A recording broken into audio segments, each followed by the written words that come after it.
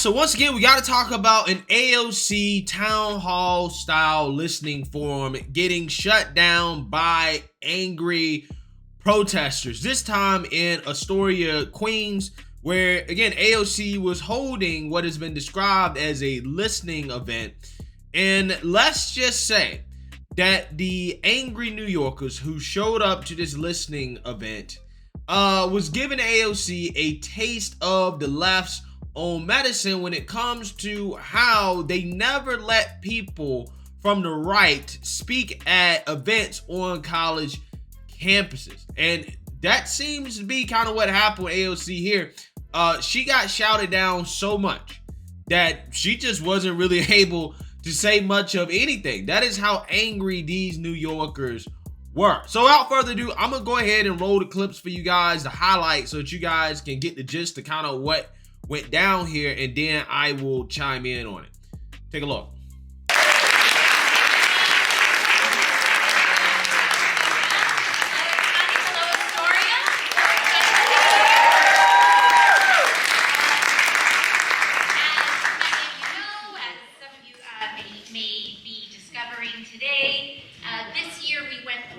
Redistricting, which is a process that happens throughout the entire country once every 10 years after the census.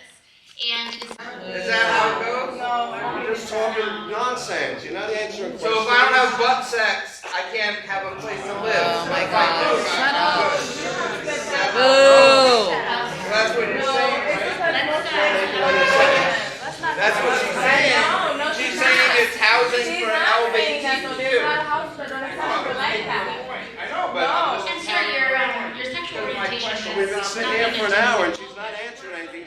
She's answering things. I don't know what you're hearing. I'm in the same room. Making sense. Not making sense. The wild crime that's going on, the woman that was stabbed 20 times, that was a 9/11 FDNY worker. This is insanity. The boy that was stabbed, the black boy that was stabbed on the train platform in Rockaway. The black boy that was stabbed in Staten Island. Every single day. The steel worker that was stabbed, killed. There's 9 killings on the train. This is all wonderful what you're talking about. Affordable housing. That's all wonderful, but I'm going to give it to you on the real. People are leaving New York City if you don't bring crime under control. And I know you are all for defunding the police. Yes! You've done it. Yes, you are. You said Bill de Blasio's $1 million wasn't enough. You backed Maya Wiley, which was the most radical mayoral candidate in this election. Okay? What is up with you? What is up?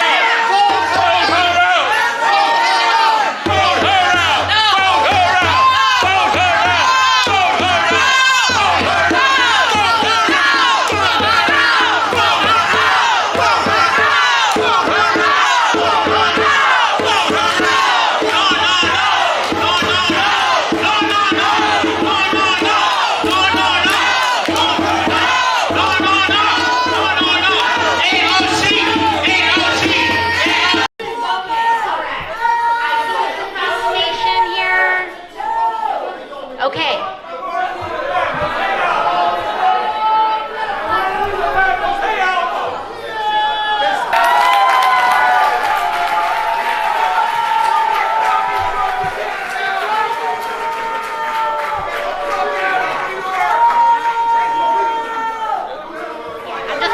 I'm not allowed to be in a room with the lights turn off. It gets a little. That's one of the things. All right, listen. Okay, listen. Okay,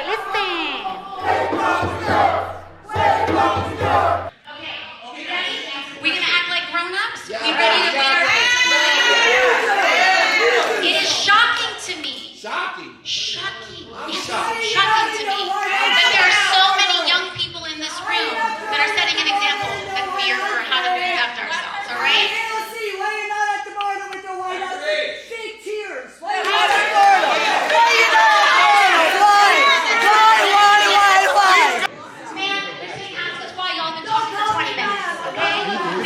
why. We know why you're I mad. met you at Let's talk about it. the New York Republicans event, right? How you doing, bro? I am not a man, there's only two fucking genders as well. So fuck you and your 20 The people will not comply. We, the people, will not comply. We, the people, will not comply. Yeah, so you guys get the gist of kind of what went down there, right? I tried to play as many clips for as long as possible to give you guys kind of full context in terms of what happened. No, AOC did not really get a chance to speak. And at first when I watched this, I kind of felt bad about it. I was like, well, you know, they should let her speak, right? We should have a civil conversation about, you know, the disagreements. But at the same time, I thought about, I was like, how many times have I seen leftists shout down conservative speakers at these college campuses and not let them speak because they don't agree with them? I've seen that literally hundreds, if not thousands of times, okay? So seeing people on the right, okay, or people who are disappointed or not satisfied with the left, who don't like the left, who don't like AOC, shout her down for about 20 minutes. Wasn't all that bad, right? I'm like, I don't think in the grand scheme of things is all that bad because these people are angry and rightfully so.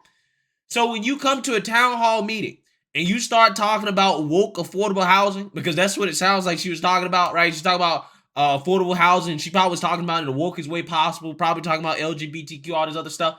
People don't want to hear that when you got rampant crime in your city, right? People don't want to hear that when you got inflation. People don't want to hear that when you got an open border. These are the things that the people are concerned about. Ain't nobody concerned about woke affordable housing right now, right? I'm just saying, people are concerned about affordable housing, but they're not concerned about woke affordable housing. There's a difference. Because you guys know how Democrats, progressives really, y'all know how progressives love to talk about these issues. They love to talk about these issues from the perspective of wokeness. Well, this disproportionately affects LGBTQ and black and brown people, so we got to make sure we have affordable housing for them. People don't want to hear that, right? People don't want to hear it. So I don't really blame these people. I really don't. I don't blame these people for being so angry. And it's kind of funny because AOC had another town hall style event, I believe in the Bronx, in which basically nobody showed up, right? For somebody like AOC, who has so much support on a national level, millions and millions and millions of followers on social media, it seems like her local support is just dead, right? The local support for AOC is dead.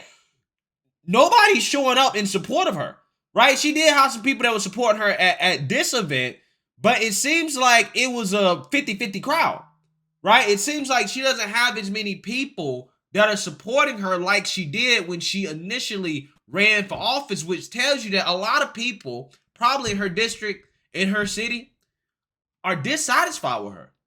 That she's not in the community like a lot of people have been coming out here and saying that we don't see AOC. AOC don't really help us. She's not concerned about us. AOC is concerned about being a celebrity. AOC is concerned about social media. And as you can see there, AOC playing towards the camera, doing her little shimmy, while, you know, people upset and angry about, you know, people being killed, right? That's what people are concerned about. So yeah, you see AOC there, she doing a little shimmy, you know, playing towards the camera, doing her AOC stuff, right? And people are tired of it. People are sick and tired of the games. So I don't blame these people. I don't blame them for being upset. I don't blame them for showing up and saying, you know what, we're tired of this. We're voting you out. You're done. I really do believe that AOC's time is coming to an end when it comes to being in Congress. Because one, I think she's probably going to quit, right? She's been talking about quitting before. And I'm pretty sure this is probably the most stressful time that AOC has had while she's in office, right? But two, I really do think that her act is wearing thin with her constituents. I don't think that her constituents are satisfied with her job performance. Now, it might not be this election cycle. I believe that her opponent is Tina Forte, who has got a whole lot of kind of popularity on social media, right? So she's running against AOC. There's been some redistricting, okay? So AOC's constituents are a little bit different this year. So I don't think it is a foregone conclusion that she's gonna win for sure. But obviously, again, we're talking about New York City here, okay? But I do think the day is coming where AOC either quits or she's voted out. Now the question is, how will AOC respond to this? Because you guys remember the last time this happened to her, right? The anti-war protesters who said they support AOC. Right? Because she ran as an outsider. But once she got inside of Congress, she went along with the go along to get along game. Right? She went along with Pelosi. She went along with the Democrats. And the way AOC responded to that was that she basically said they're not actual real leftists. Right? These are far right-wingers. Right? These are right-wingers pulling stunts. So they said they're not actually really leftists. So are you going to tell these people at this town hall you're not actually really New Yorkers? Right? You're not my real supporters. Because ultimately, at the end of the day, it doesn't matter if somebody is left wing or right wing. If they live in your district, they are your constituents.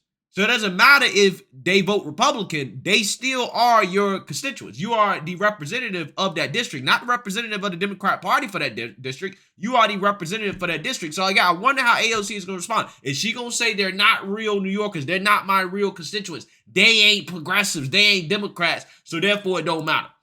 How you going to respond? Because that's the way she responded to those anti-war people, right? Well, they right-wingers. They ain't Democrats. They ain't progressives. As if the criticism is not legitimate. Well, the criticism is still 100% legitimate. You have been in support of Ukraine. You have been pro-war, even though you ran on a progressive platform that's supposed to be anti-war. It's really that simple. It doesn't matter if they're left-wing or right-wing.